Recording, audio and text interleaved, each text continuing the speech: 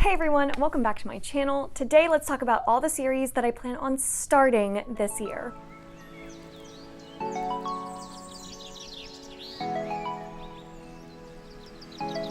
So I have 10 series here that I'm planning on starting at least in the year of 2022.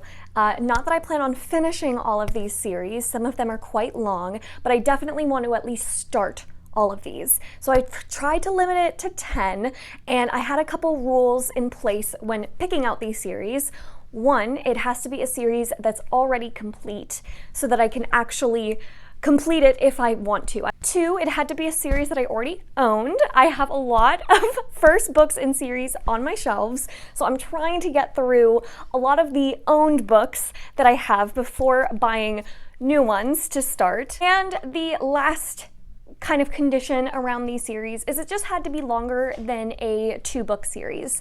I do plan on starting a couple of duologies this year, but those in my mind are a lot easier to complete. It's not something that I personally keep track of as much as like longer series, so I'm not including duologies on this list, but I do plan on still getting around to a couple of duologies this year. So without further ado, let's talk about those series now, and I'm gonna go in the order of like least talked about series, the ones that I don't see as many people talking about, to like the most popular, most talked about series that most of you are probably going to be aware of. All right, so starting with a series that I don't see a ton of people talking about. I know this one had quite a bit of buzz when it first came out, but I haven't really seen anyone talk about this book or the sequels, and that is Blood Heir by Emily Wenzel. So this one is a YA fantasy. I know it follows a crown princess whose father gets murdered, and she kind of has to figure out what happened and is kind of thrown into this greater conspiracy. I think there's blood magic. It sounds really interesting, and I really wanted to give it a try. I think that the third book, if it's not already out, I think it's coming out this year. So that's why I was like able to put this series on this list, because I definitely, if I want to complete it this year, I can. The next one I have seen a couple people talk about, and when they talk about it, they talk really highly of it. So I've only seen good buzz about this particular series, and that is Rosewater by Tade Thompson. I think this one is more sci-fi, and I just remember it sounding so cool. It says Rosewater is a town on the edge, a community formed around the edges of a mysterious biodome. Its residents comprise the hopeful, the hungry, and the helpless, people eager for a glimpse inside the dome or a taste of its rumored healing powers. Caro is a government agent with a criminal past. A sensitive, he can navigate the massive psychic space created by the dome.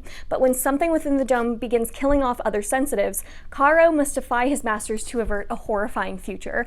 How cool does that sound? I've been really excited to get to this one, so this is definitely one I want to prioritize this year. The next series I want to start this year is The Gutter Prayer by Gareth Hanrahan. So this is another one that I've seen a couple people talk about. It was on one of my underrated fantasy videos. Someone had highly recommended it, and it just sounded so cool and unique because it sounded like it had this paranormal element to it where we are following kind of this group of characters, but one of them is a ghost. So it sounded like it had like horror elements to it. I don't think it gets really scary, but it does have those paranormal elements, which is something I'm a huge fan of. So I really haven't seen anyone talk negatively of this series. I've only seen positive things, but I haven't seen a whole lot. So I'm really excited to give this a try. Next series I have is actually a series of novellas. So I think I can definitely get this series started and completed this year without a doubt, and that is the Binti Series by Nnedi Okorafor.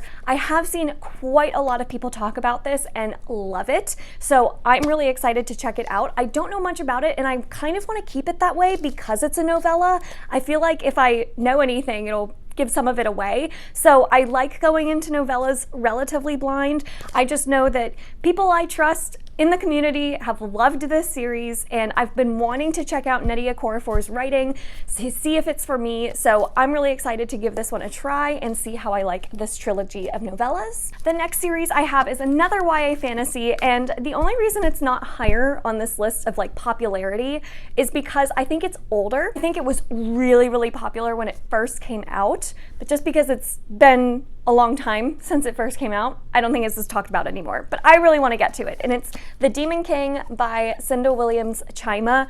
I've heard so much praise for this author's works and this Seven Realms series in general. I know there's a whole spin-off series to this initial series that's also really well loved. So I have been wanting to check this out. I really don't know too much about it. I know that it's YA fantasy, and I feel like it's going to be one of those that feels very kind of epic in scope, but has those like cozy YA fantasy tropes that I love to turn to sometimes. So I have high hopes for this one. I think I'm really going to like it, and I'm just excited to finally be checking out Cinda Williams Chima's writing. The next one I have is a spin-off series of one of my favorite series of all time, and that is A Time of Dread by John Gwynne, which is the first book in the Of Blood and Bone trilogy. So I believe that this one takes place in the same world as The Faithful and the Fallen, which is one of my favorites. So I'm really excited to be back in the Banished Lands, but I believe we follow a totally new cast of characters. I believe this is years after the events that happened in The Faithful and the Fallen. So I've heard great things. I know a couple people don't love this trilogy quite as much as The Faithful and the Fallen, so I'm going in with tempered expectations, but I just love John Gwynne's writing.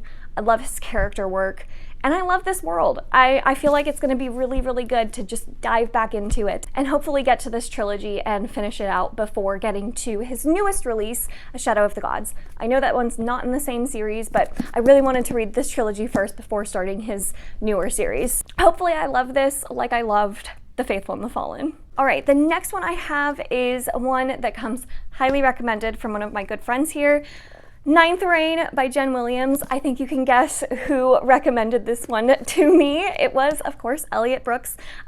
She has spoken so highly of this series. I feel like it used to be an underrated fantasy, not well-known series, and ever since she talked about it, I've seen a lot of people picking it up and absolutely loving it.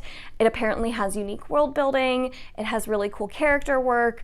I'm just really excited to see why she loves this so much. Her tastes very often align with mine. I usually like what she likes, so I'm excited to check it out, and I think I'm really gonna enjoy this. So thank you, Elle, for putting this on my radar. Next one I have is another friend recommendation that I've been really wanting to read ever since he recommended it, and that is The Traitor's Blade by Sebastian de Castell. This is the first book in the Greatcoats series, which comes highly recommended by my good friend Alan over at the Library of Alexandria.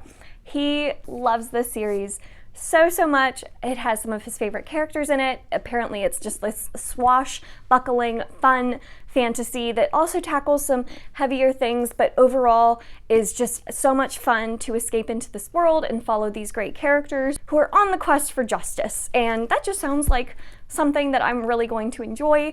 I know that Erin over at Booked and Busy also enjoys this series, so I've been really curious to check it out ever since hearing them talk about it, and hopefully I love this as much as they do. All right, now we're getting to like the really popular series. So here is the second to last series that I plan on starting this year, and the first is City of Brass by S.A. Chakraborty. This is the first book in the Daevabad trilogy, and everyone loves this. I feel like I have seen this everywhere for so many years now. I know it's completed, so I'm really excited to finally be getting around to it, hopefully, and everyone who reads it seems to absolutely love it, and it seems like every book gets better and better in the trilogy as you go on.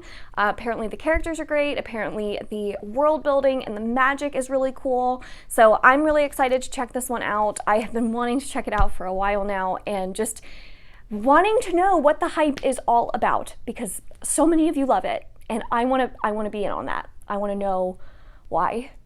So I'm really excited for this one. And then finally, the most popular series that I have not read. I've never read any book by this author, and everyone seems to love this author's works. Everyone seems to be reading this author's works. Can you guess what it is? I'm really curious. It is Assassin's Apprentice by Robin Hobb. Every channel I watch loves Robin Hobb and has been reading her books. There's a ton in this Realm of the Elderlings universe. This is the first trilogy that you start out with, the Farseer trilogy, where you're introduced to Fitz, and apparently this is a heartbreaking book. It's very sad. Apparently it's very beautifully written, and it's slow. It's a slow build. So everyone kind of says, like, if you don't love the first book, keep going, see if you start to like it more and more, because apparently it is a slower start that not everyone seems to love. But from what I've seen, her books get better and better, especially the ship trilogy. What's the ship one? The Ship of Magic or whatever, Ships of Destiny, whatever that trilogy is. Everyone seems to love that one, but I have to read this one first apparently. So if I don't like love this, I'm still planning on continuing with Robin Hobb's works, but I have high hopes because everyone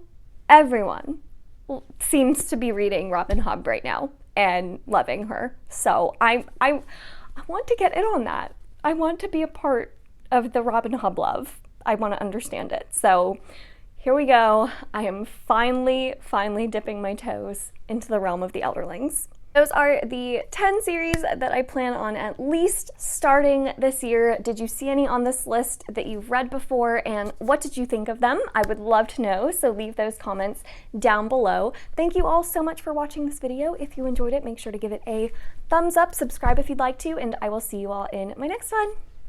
Bye.